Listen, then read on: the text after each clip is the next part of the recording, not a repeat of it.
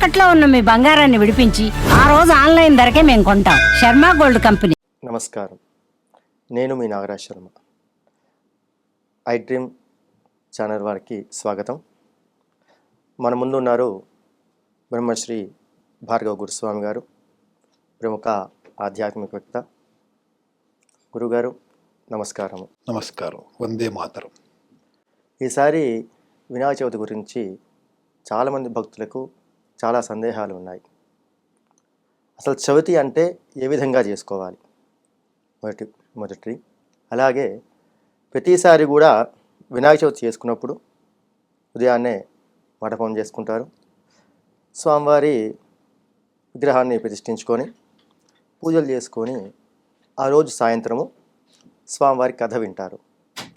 ఈసారి మనకు 6వ తారీఖు మధ్యాహ్నము చవితి వచ్చి 7వ తారీఖు మధ్యాహ్నము చవితి వెళ్ళిపోతుంది. మనకు 7వ తారీఖు వినాయక చవితి అని అన్ని పంచాంగాలలో ఉన్నాయి. కాబట్టి అసలు వ్రత కథ 6వ తారీఖు సాయంత్రం చెప్పుకోవాలా, లేకపోతే 7వ తారీఖు సాయంత్రం చెప్పుకోవాలా, కొంచెం తెలియజేస్తారని. చాలా ఉత్తమమైనటువంటి ప్రశ్న. ఎందుకంటే మనకి తిథిద్వయాలు అంటే ఒకటే రోజున రెండేసి తిథులు రావటాలు, శూన్యతిథులు ఏర్పడడాలు, ఇలాంటివన్నీ కూడా వస్తూ ఉండడం మూలంగా, అలాగే పంచాంగకర్తలు కూడా ఒక్కొక్క పంచాంగంలో ఒక్కొక్క విధంగా చెప్తూ ఉండడం మూలంగా సామాన్య జనం అందరూ కూడా ప్రజానీకం అందరూ కూడా చాలా కన్ఫ్యూజన్స్లో ఉండి ఏ రోజు ఏం చేసుకోవాలి అనేటువంటి దాంట్లో ఉన్నారు. ఇక్కడ చవితి చంద్రుని యొక్క దోషము అనేటువంటిది వినాయక చవితికి చాలా ముఖ్యమైనటువంటిది. చవితి చంద్రుణ్ణి చూసినటువంటి దోషం మూలంగా నీలాపనిందలు పొంది, ఆ నీలాపనిందల మూలంగా అవమానాలు పడి జీవితంలో ఎన్నో అపజయాలను ఎదుర్కొనేటువంటి మానసిక స్థితికి, అపజయాలు ఎదురయ్యేటువంటి మానసిక స్థితికి మనం రావటం జరుగుతుంది. ఎందుకనంటే నీలాపనిందలు అంటే ఏంటి? మనము చేయని తప్పుకి మనల్ని చీవాట్లు పెడుతూ ఉండడాలు, ప్రజలందరూ మన గురించి మాట్లాడుకుంటూ ఉండడాలు. అది మనకి వినాయక చవితి వ్రత కథలో తెలుస్తుంది. తాను చేయని తప్పుకి ఆ యొక్క శమంతకమణిని దొంగిలించాడనేటువంటి నేరారోపణ కృష్ణుని మీద చేస్తే, ఆయన మహానుభావుడు కాబట్టి, ఆయన సాక్షాత్తు నారాయణుడు కాబట్టి తన మీద ఉన్నటువంటి నీలాపనిందల్ని తాను పోగొట్టుకున్నాడు. యుద్ధం చేశాడు. ఆ యుద్ధములో జాంబవంతునికి ముక్తి కలిగించాడు, జాంబవతిని వివాహం ఆడాడు. ఆ తర్వాత మళ్ళీ శమంతకమణితో పాటు సత్యభామని అందరినీ కూడా పొందాడు. ఆయన మహానుభావుడు. మనం అందరం మహానుభావులం కావాలనేది ఏముంది?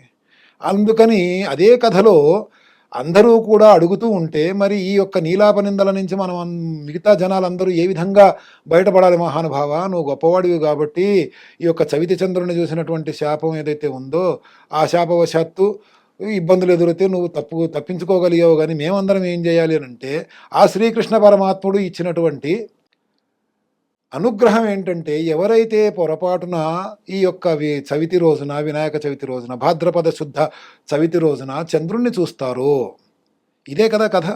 అదే కదా మనం ఎన్నో సార్లు చెప్పుకున్నాం. ఎవరైతే చూడాలనుకుంటారో అని అంటాడా, ఎవరైతే చూస్తారో అని అంటాడా కృష్ణుడు? పొరపాటున ఎవరైతే చూస్తారో కదా. అంటే ఇక్కడ చవితి ఆ రోజు మధ్యాహ్నం వస్తుంది, రాత్రి చవితి ఉంటుంది. చంద్రుడు మనకి రాత్రిపూట కనిపిస్తాడు. ఆ తర్వాత రోజున మళ్ళీ చవితి మధ్యాహ్నం వరకు ఉంటుంది. మన హైందవ ధర్మము ప్రకారముగా ఏ పుణ్యతిథి అయినా, ఏ యొక్క పుణ్యకార్యమైనా, ఏ యొక్క పండుగలు ఏవైనా సరే, సూర్యోదయానికి సమయానికి ఏ తిథి ఉంటే దాన్ని మాత్రమే మనము స్వీకరించాలి. పితృకార్యాలకి తప్ప, పితృకార్యాలకి అపరాహ్నములో ఉండేటువంటి తిథిని స్వీకరించాలి అనేటువంటిది మన శాస్త్రం.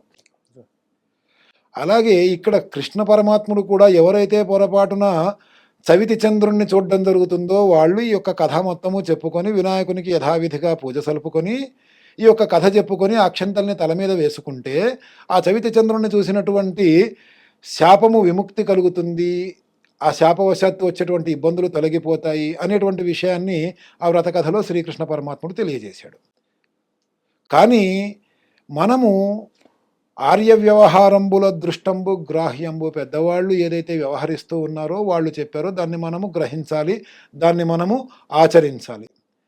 ఎప్పుడూ కూడా ఏ తెల్లవారుజామునో వచ్చేసి మళ్ళా తెల్లవారుజాముకి చవితి వెళ్ళిపోతుంది కాబట్టి చవితి తిథి సూర్యోదయానికి సమయానికి ఉంది కాబట్టి మనం ఆ రోజు వ్రతం చేసుకుంటాం, ఆ రోజు వినాయకుడి పూజ చేసుకుంటాం, ఆ రోజు రాత్రికి చంద్రుని చూసినా కూడా తప్పు లేదనుకుంటే ఈ కథ యొక్క అక్షింతల్ని తల మీద వేసుకుంటాం.